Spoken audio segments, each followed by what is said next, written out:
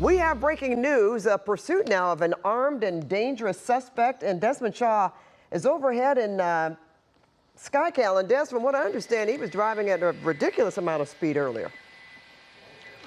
Yeah, we had heard about some pretty high speeds on this one, this Infiniti, this dark blue Infiniti, and at first we had heard that the want was for speed and obviously failure to yield, but we have learned more. It sounds like this may be a known suspect, and they believe that they could be armed and dangerous.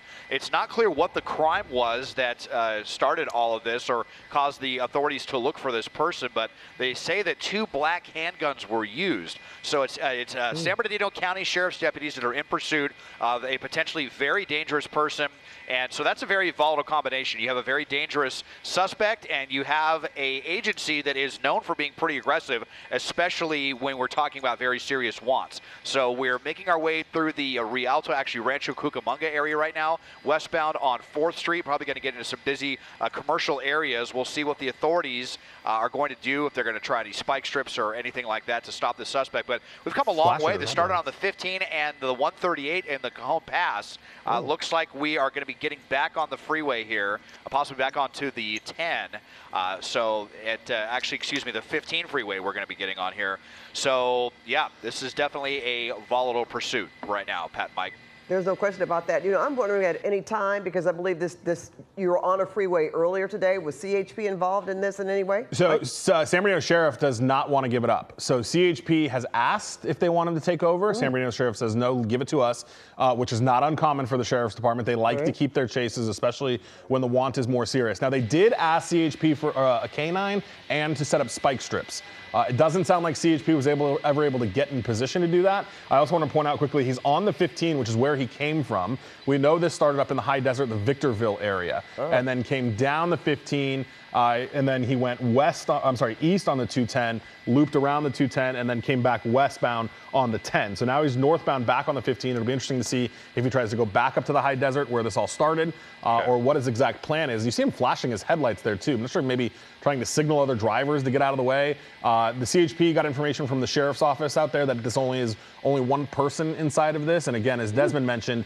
it does definitely sound like they know who this person is. The car comes back armed and dangerous. And Sheriff's Department told CHP that weapons, 2 handguns, were used in the crime. They did not elaborate on what that alleged crime is, only to say that he had apparently 2 weapons on him, 2 handguns on him, when whatever that alleged crime was committed. Yeah, which obviously that's more of an incentive to catch this guy and get him, in handcuffs because of that reason. And certainly, hopefully, we don't know if anyone was hurt actually, because we don't know, as you say, what the crime was, where those 2 weapons were used.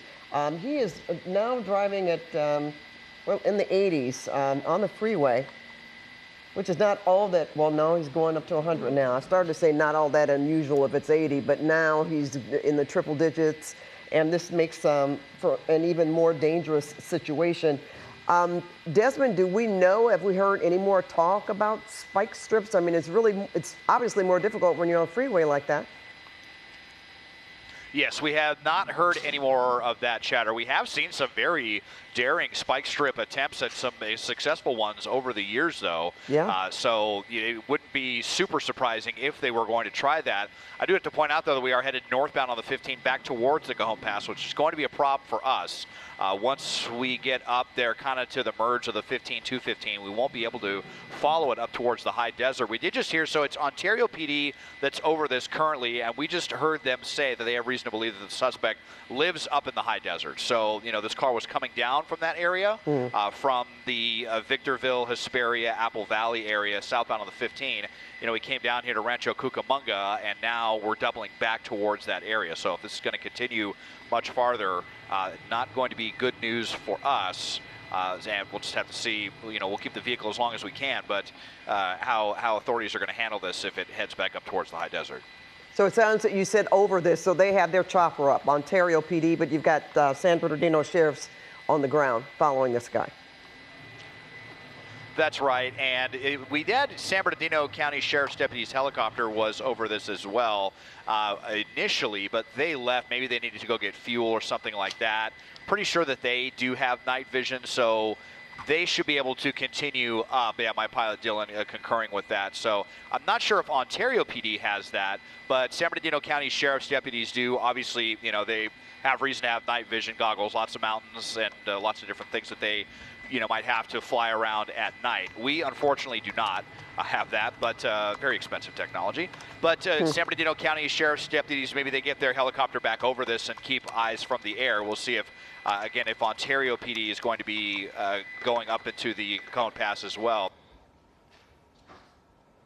Okay, Desmond, you mentioned having a little problem for us in terms of our transmission where we are. That's an area that we're not able to get out of very easily. As you can see, it's pretty difficult there. So we're going to pick this up when we can. I'm go back to Desmond Shaw live in SkyCal over that pursuit of a person that is armed and dangerous with at least 2 weapons in this vehicle on the I-15. Anything new to tell us, Desmond, as far as law enforcement is concerned? I see they're still right behind them, San Bernardino County Sheriff's deputies. Yes, northbound on the 15, we've only got about a mile or so left that we'll be able to follow this car, as it is pretty committed to going into the Cajon Pass now at this point. Just a couple more exits before we start climbing the mountain, or rather the suspect and the authorities. And, you know, if they're going to try a spike strip, I wouldn't be surprised if that's where they're going to try it, maybe somewhere in the Cajon Pass. On this one, I mean, we know that they believe that the suspect lives up in the high desert, and you know, now they're going to put 2 and 2 together that the suspect is headed back up that way. So they are still right behind this guy, and it's right now it's going to be Ontario PD and their helicopter that's going to follow up into the mountains. They too have night vision technology, and then, you know, San Bernardino County Sheriff's deputies, perhaps they're going to come back inbound as well. So armed and dangerous suspect. Never did get the want on this one, but, you know, could possibly be some handguns in the car. 2 handguns that were used in that crime. And you can see going by some big rigs here.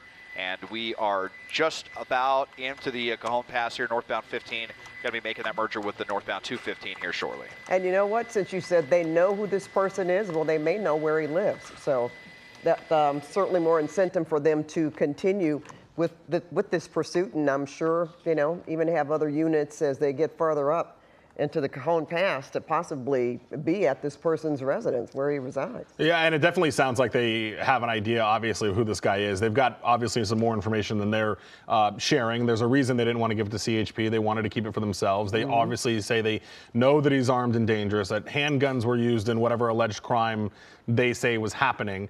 So I wouldn't be surprised if they already have deputies near his home or his residence or what have you. This has been going on long enough that they certainly should, you know where that's at by now. And you say they could possibly do spike strips because of where it is, the Cajon Pass, not as much traffic at this time of night? Yeah, not as much traffic, and I believe it gets a little bit more narrow through the Cajon Pass, not as many lanes, which is always what they have to contend with, right? When you've got the freeway and there's so much space for them to maneuver around the spike strips. Okay, and Desmond, well, I guess, all right, Desmond, we're having a little problem getting Desmond's audio. So, Mike, I think we're going to go on to the weather. Back to that breaking news, a high-speed pursuit of a suspect, armed and dangerous.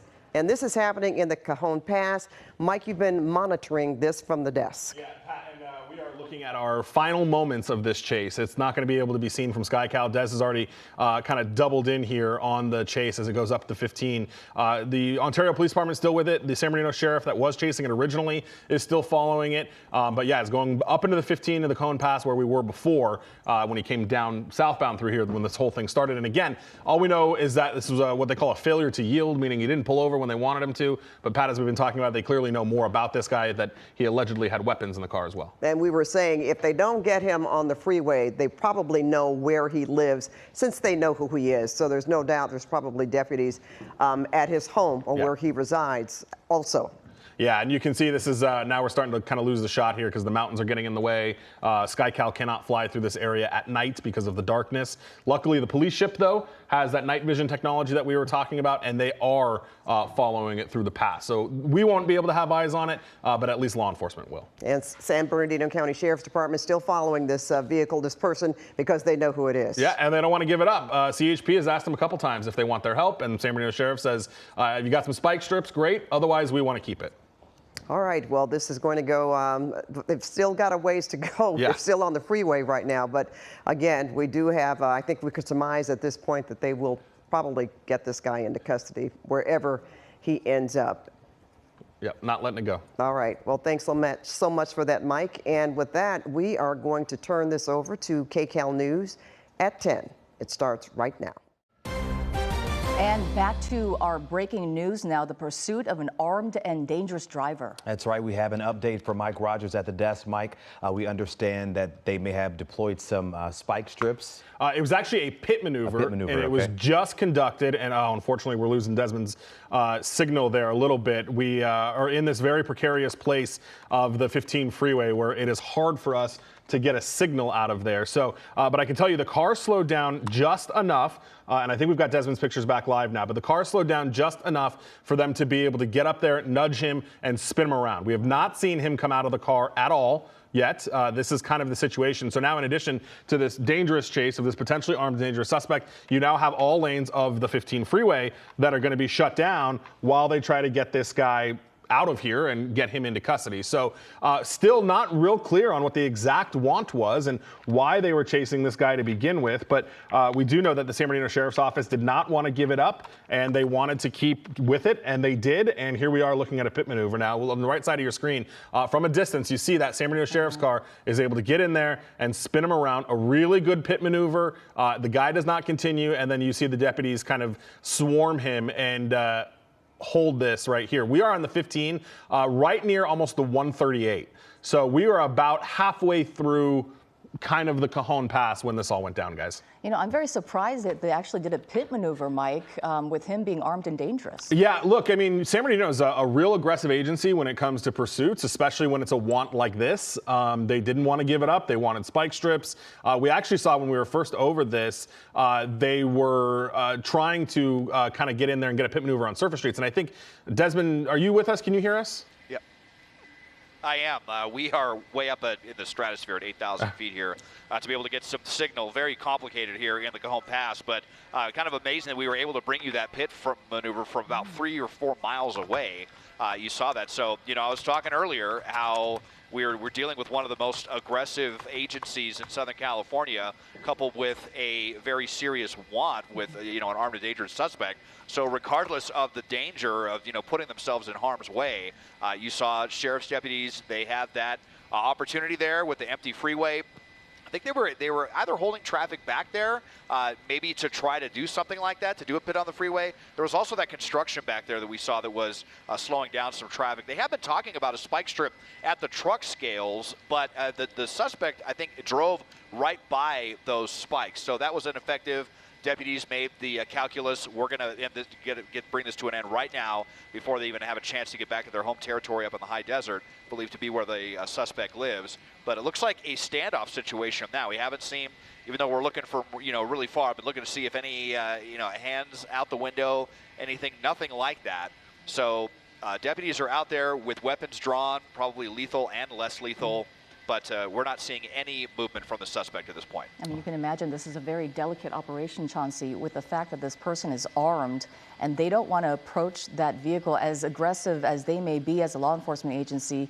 They don't want to put their officers in danger in no way. So they're definitely taking their time and their precaution just to make sure that their officers are safe. All right, because if I'm not mistaken, Mike, you talked about this suspect allegedly having 2 guns in the car, and you also have an update for us? Yeah, we just just heard from the San Bernardino County Sheriff's Office while Desmond was talking there. We've learned that this happened in Hesperia. This is where the pursuit started after an alleged armed robbery at a residence. So some sort of home, unclear what exactly that robbery was about, what they may have taken, or why it was a home and not a business. But that is what the San Bernardino Sheriff is telling us, is that preliminarily this started at 8:45 p.m. in the Hesperia area after an armed robbery at a residence. And we had heard on the radio that this guy allegedly had 2 handguns in the car. That sounds like how they knew a lot about him, was because whoever, if they were able to meet with the victim, I'm sure they got a lot of information about that. But they had said that during that alleged crime is when he used those 2 handguns. And we now know from the Sheriff's Department out there that it was an armed robbery at a home.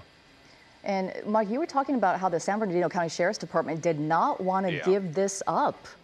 Yeah, no, not at all. They CHP is listening to the radio, and they were giving information to CHP just to be advised because they were on the freeway. But they asked CHP if they could have a canine and if they could help them out with spike strips. But that was it. They did not want CHP to take over. They wanted to keep this chase, which is not uncommon for the San Bernardino Sheriffs. We've seen them chase cars all the way into LA if they really want it. So they apparently really wanted it in this one. And let's go back up to Desmond. It seems like we're here in this standoff. Desmond, do we know if there's only one person in this car? It was believed that only one person was in the car. That's what we heard them say pretty early in the pursuit. Now, I did just actually see the suspect get out momentarily. It looked like they opened the door, had their hands out, but then they got back in. So still refusing to come out. I saw some people speculating that they think that they might be live streaming or something. It's something that's becoming way too common of an occurrence with these suspects in these pursuits, where they get on social media and start giving their side of the story. So it looks like people are thinking that may be happening right now. Would not be surprised, but got out of the car briefly. Oh, look at this, trying to take off again. Oh, wow. The suspect is moving again. Wow. The bumper's hanging off, I think. And boy, this is pretty wild. They're going to come in and pit him again, I think. Yep, look at that. Another pit maneuver right there. Wow. Turn him around. So again, we're talking San Bernardino County Sheriff's. This guy's got to be careful. He's really putting his life in his own hands right now. Reversing on the freeway, it looked like he was going to drive into that deputy's vehicle right now. Pitted him twice, and the chase is back on. I can't believe this. Let's see if they're going to pit him a third time. Indeed they are. They're trying to spin him around here. Wow, they are not playing. They want this over. Let's see if they're just going to box him in right now. It's like bumper cars on the northbound 15 in the Cajon Pass right now. I wish we weren't looking at this from 3 or 4 miles away, but wow, that is really, really crazy stuff. A number of pit maneuvers, and now the pursuit is continuing. Wow. So that vehicle definitely was not disabled, and here we go. They're coming up on him again, like they're going to ram him again. I think they just slammed right into him. This is insane. I don't think I've ever seen the authorities do this. And that looks like they're boxing him in. Him now. They just bumped him from every angle, and now they're surrounded. And again, might be out and running. Yeah, I can see a little bit of movement right here in that red circle. I'm not sure if they got the suspect in custody there or what. Obviously, so difficult looking from the distance that we are, but just a really, really crazy turn of events. And I may have lost my comms with you guys. Let me just toss it back to you now on the ground. Gotcha. And Mike, we were talking about being surprised that they did this pit maneuver right there in the middle of the freeway when we were talking about a suspect who they called armed and dangerous. And now we go from one pit maneuver to, was it 3 right there? Yeah, 3, almost, well, kind of 4 before they all just started sliding into each other and doing all that kind of stuff. I've still got you guys. Yeah, and you see the sheriff's deputies out and about. And I think Des is still with us, but one of the things, because he's armed and dangerous, that's why they didn't fully box him in, right? Like in a typical pit maneuver, you'd spin him out and then you would have one car get in front of him, but they don't want to put themselves in that situation. I mean, we were talking about typical. This is so atypical for what we might see, let's say, by the CHP in Los Angeles or in other jurisdictions.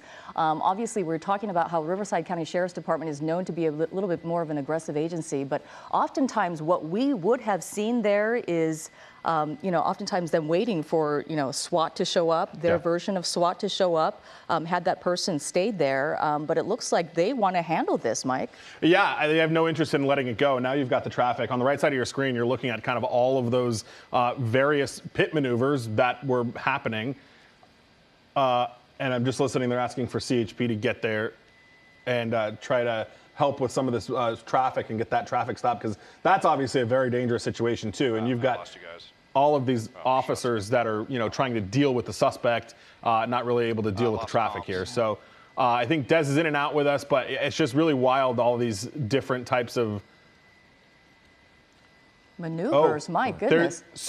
There's a deputy that is stuck in a vehicle, and it sounds like shots fired. Let me play this back one more time. Hang on one second. Yeah, so shots fired. Shots were fired at the end of this. I was worried that was going to happen. You got a guy that's using his car to ram into these deputies. San Bernardino Sheriff doesn't put up with that. And this is what we're now leading to. So plus the guns. Yeah, absolutely. So now we're talking a major impact to traffic as well, right? If there are shots fired, even if they didn't hit the guy, they're going to shut down the freeway. This is going to be a force investigation division investigation here. This is going to be a long night out there now. Yeah, no kidding. When we cover these pursuits in Southern California, what we often see is officers taking a little bit more caution when we're hearing about an armed and dangerous suspect. And we knew this person had at least 2 handguns from an armed robbery at a residence from Hesperia earlier this evening at about the 8:45 hour. And this is what we're seeing at the end of it. These the San Bernardino County Sheriff's Department officers going right into it, boxing that person in after attempting, actually they did multiple pit maneuvers, and the person kept on going. The idea of a pit maneuver is to hit that rear quarter panel and turn that car right around and then disable it. But that didn't seem to be working. Yeah, no, and I don't know if it's because the speeds weren't fast enough to trigger that with inside of the car. But now, we're sitting here looking at the picture. I would assume that the deputy that is stuck is the one in the front because it looks like the driver's door is kind of blocked. And again, these shots were fired. We don't know if they hit the suspect, but shots have been fired. I don't know if Desmond can hear us or Mike. Do we know if the suspect actually got out of the car? I know at one point Desmond thought there was some action going on in that little red circle you indicated. Do we know for sure if the suspect got out of the car? I'm not sure. I just saw that deputy running around over towards the center divider when I had it highlighted. They suddenly kind of started charging over that way. Made me think that maybe the suspect had got out and was running. But then they kind of reconvened, and then we just saw them make an approach on the car. I think it was right around that time when we were seeing all that commotion when we had heard that shots were fired. And that's, what I was saying is that it's not an exaggeration that the suspect was literally jeopardizing their life, doing the kinds of things that they were doing on the freeway, especially when we're talking about the agency that we are. And when, the suspect is believed to be armed and dangerous, San Bernardino County Sheriff's deputies have absolutely no patience for any kind of shenanigans like that. And you saw how they immediately came in with a second pit maneuver, a third one, just started smashing into the car to bring it to an end. So now, we heard shots were fired. It's not clear by who, but just a very volatile turn of events, what looked like. I mean, it was already crazy enough with the pit on the freeway, like it was going to be a standoff situation. And, now we've got all this traffic getting involved as well. But it makes me think that the situation is under control one way or another. I'm not sure if Mike's heard a code 4 or anything. We may be dealing with encrypted frequencies as well. But just a pretty wild ending. And, now we've got lanes of the 15 blocked, and there's going to be a huge investigation about this one way or another, that's for sure. Desmond, I mean, normally when we cover these pursuits, and I can't highlight it enough, we wouldn't see something like this. We wouldn't see at freeway speeds a pit maneuver. I mean, on the freeway at all, no less going at freeway speeds. I mean, that was something we rarely see. Losing I think Desmond might be having a little trouble hearing us. He's up in the Cajon Pass, pretty high up there. 8,000 feet in kind of a canyon up there. It's not an easy place to be. But Susie, to your point, you're absolutely right. And I want to point out, if you can look, the Desmond's picture, to me, it kind of looks like they're beginning to maybe render aid to this person. You don't see them behind their car doors anymore with their guns out like they were. So if they did hit this person, it looks like they're kind of at the driver's door of the suspect car right now. So trying to figure out, I'm just listening Yeah, they're asking CHP to shut down the freeway now, but trying to see, is this guy alive? What's his situation? Was he struck? I would assume, based on what we're looking at and the way that they approached the driver's side door, that he probably is struck. If he wasn't, they would have ordered him out of the car. We would have seen more of that typical back with your hands up kind of situation. So the fact that we didn't see that and that they are up next to the driver's side door of the suspect car leads me to believe they probably struck him. Did you hear that? They are code 4. I just heard that. They are code 4 right now. Okay. And Mike, it seemed like they had a lot of information on this suspect based on the alleged armed robbery that happened at 8:45 to have that much information about the guns and possibly the suspect. It seems like they had a lot to go. It does. And it seems like, based on, like you said, all that information, they probably had a victim they were able to talk to get some of that information. An armed robbery at a home is a little strange. I don't know if it was a home invasion, but you see another patrol car has come and stopped traffic. So the sheriff's department is stopping it immediately right here. And then further back, they do have CHP bringing in a break as well.